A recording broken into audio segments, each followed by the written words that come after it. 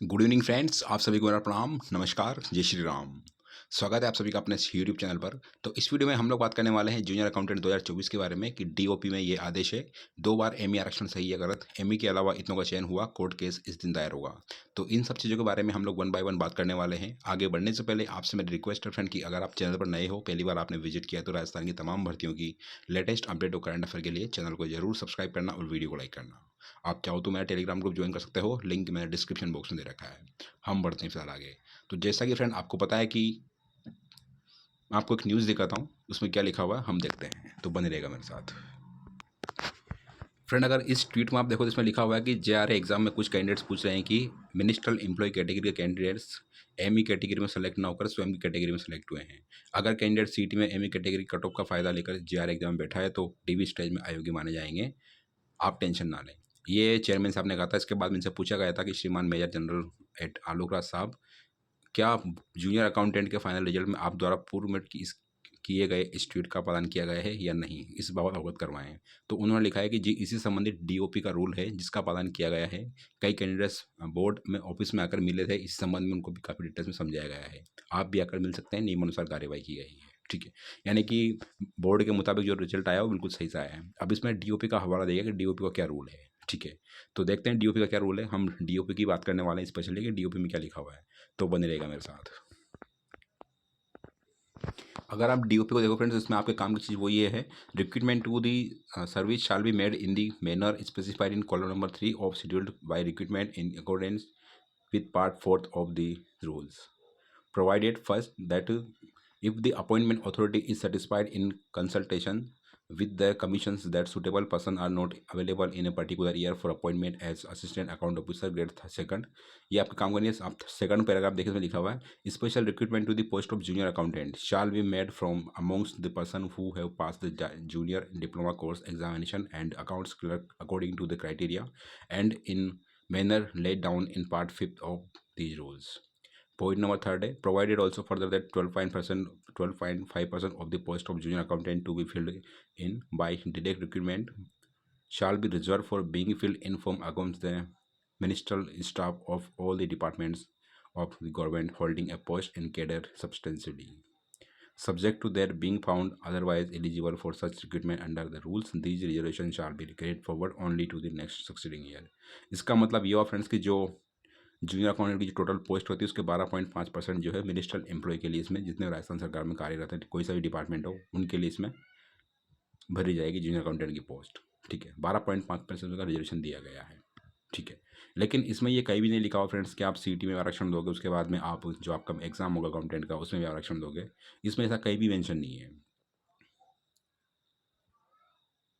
तो आप वापस देख सकते हो, प्रोवाइडेड बशर्ते ऑल्सो की further that 12.5% of the post junior accountant to be filled in by the direct recruitment shall be reserved for being filled in form against the ministerial staff. यानी 12.5% जो पोस्ट है वो मिनिस्ट्रियल स्टाफ के द्वारा भरी जाएगी। इसका मतलब अभी समझ सकते हो जूनियर अकाउंटेंट में। अब मेरा ये क्वेश्चन है फ्रेंड्स कि जब आपने लोग बोल रहे हैं और आपको पता है फ्रेंड्स कट ऑफ भी बहुत हाई गई है, 2 बार रिजल्ट अपलोड हुआ है, तो कुछ ना कुछ तो गड़बड़ है। ठीक है, मेरा एक क्वेश्चन है फ्रेंड्स कि जब 12.5% की पोस्ट मिनिस्टर एम्प्लॉय के लिए है तो फिर क्या सारी चीज़ें हैं। मुझे लगता है फ्रेंड्स कि 12.5% से भी ज़्यादा लोगों को मिनिस्टर एम्प्लॉय वाला उसमें सिलेक्शन हुआ है। ठीक है, आप क्या सोचते हो, आपकी चॉइस है। चेयरमैन साहब ने कहा कि अगर आपको ज़्यादा जानकारी चाहिए तो आप उनको डिपार्टमेंट में आके मिल सकते हो, यानी कि ऑफिस आकर आप मिल सकते हो। तो फ्रेंड्स डीओपी में बस ये लिखा हुआ है कि 12.5% जो पोस्ट है वो जो मिनिस्ट्रियल एम्प्लॉय है अकाउंटेंट जूनियर अकाउंटेंट में उनका सिलेक्शन होगा 12.5% में, जो ऑलरेडी डिपार्टमेंट में किसी सरकारी डिपार्टमेंट में काम करते हैं मिनिस्ट्रियल एम्प्लॉय, उनके कैडर के लिए 12.5% रिजर्व है।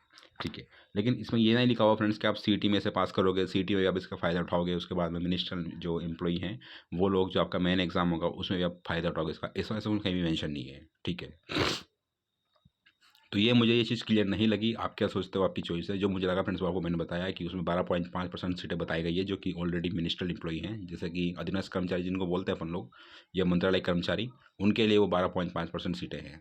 ठीक है, अब उसमें सीटी में भी होगी या फिर मेन एग्जाम में होगी। कुल मिलाकर ये था फ्रेंड्स कि जो 12.5% जो वैकेंसीज़ हैं वो सिर्फ और सिर्फ मिनिस्ट्रियल एम्प्लॉय कैडर की, जो आपका जो फाइनल जो जहाँ से आपकी मान लो कि 5,000 पोस्टें थी, उसकी 12.5% जितनी पोस्टें बनती है वो मिनिस्ट्रियल एम्प्लॉय के लिए है। बाकी जो भी वैकेंसी है वो डायरेक्ट रिक्रूटमेंट से फिल की जाएगी अदर कैंडिडेट से। और अगर 12.5% को सूटेबल कैंडिडेट नहीं मिलते तो वो नेक्स्ट ईयर जो है उसमें फॉरवर्ड हो जाएगी। ठीक है, तो ये इसमें डीओपी में लिखा हुआ फ्रेंड्स, लेकिन इसमें यह नहीं लिखा हुआ है कि आप सीटी में किसी ने अगर मिनिस्टर एम्प्लॉय कैटेगरी का फ़ायदा लिया है तो अकाउंटेंट के मेन एग्जाम में भी इसको जो है मिनिस्टर एम्प्लॉय का फ़ायदा मिलेगा या दूसरी कैटेगरी का फ़ायदा मिलेगा। क्योंकि चीज़ यहीं पर सबसे ज़्यादा कन्फ्यूजन कर रही है कि जो रिजल्ट आया उसमें कुछ लोग 12.5% के अलावा भी ज़्यादा सेलेक्ट हुए हैं। यानी अगर टोटल देखा जाए फ्रेंड्स, जहाँ तक मुझे मेरा आइडिया है तो 12.5% ज़्यादा का सिलेक्शन हुआ है। ठीक है, मिनिस्ट्रियल एम्प्लॉय का। अब वो डिपेंड आप पे करता है फ्रेंड्स, आप कैसे टेकल करते हो। रही कोर्ट केस की बात तो फ्रेंड्स मैंने आपको ऑलरेडी बता दिया कि डेफिनेटली आपको भी आगे आना चाहिए, क्योंकि लड़ाई आपके हक के लिए ना कि हमारे हक के लिए। मैं ऑलरेडी एम्प्लॉई हूँ तो मैं तो कुछ कर नहीं सकता इसमें कि मैं खुद लड़ूँ आगे रह करके, क्योंकि सरकार से दुश्मनी मोड़ लेना अच्छी बात नहीं है। ठीक है, तो कुल मिला के यही है फ्रेंड्स कि आपको आगे आना चाहिए। आपको जो अच्छा लगे वो उनसे पूछिए। आप आपके जो भी लीगल एडवाइजर हैं, वकील वगैरह, उनसे आप कंसल्ट करिए इस बारे में क्या सारी चीज़ें क्या नहीं है, वही इसको सॉर्ट आउट कर सकते हैं।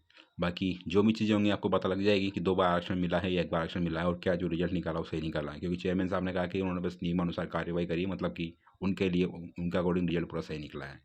ठीक है, और ये अभी कंफर्म नहीं हो पा रहा फ्रेंड्स कि मिनिस्टर एम्प्लॉय के अलावा भी लोगों का सिलेक्शन हुआ या नहीं हुआ, और कोर्ट केस कब का क्या होगा क्या नहीं होगा। तो ये सब माननीय न्यायाधीश के ऊपर डिपेंड करता है कि वो क्या फैसला देंगे या क्या चीज़ें होंगी। एक बार आपको प्रॉपर जो भी आपके लीगल एडवाइजर से कंसल्ट करना चाहिए इस बारे में, उसके बाद में ये सारी स्थिति आपके लिए क्लियर हो पाएगी। बाकी जो भी अपडेट होगी आपको मैं बता दूंगा। तो फिलहाल के लिए इतना ही, मिलते हैं नेक्स्ट वीडियो में। वीडियो वॉच करने के लिए thanks, have a great day and all the very very best. आपसे रिक्वेस्ट है मेरी, अगर आपने चैनल पर पहली बार विजिट किया तो चैनल को जरूर सब्सक्राइब करना और वीडियो को लाइक करना। आप चाहो तो मेरा टेलीग्राम ग्रुप ज्वाइन कर सकते हो, लिंक मैंने डिस्क्रिप्शन बॉक्स में दे रखा है। Again thanks for watching the video and God bless you all. I wish की जल्दी से चीज़ें सॉर्ट आउट हो। और आपको बता दो फ्रेंड्स कि जो जिनका ऑलरेडी सिलेक्शन हो चुका है, जिनकी ज्वाइनिंग पेंडिंग है, उनसे हमारी कोई दुश्मनी नहीं है। आपकी जल्दी जल्दी ज्वाइनिंग हो, ऐसी मेरी भगवान से प्रार्थना है। ठीक है फ्रेंड्स, तो फिलहाल के लिए इतना ही। Again thanks for watching the video and God bless you all. और प्लीज़ चैनल को सब्सक्राइब करना ना भूलें।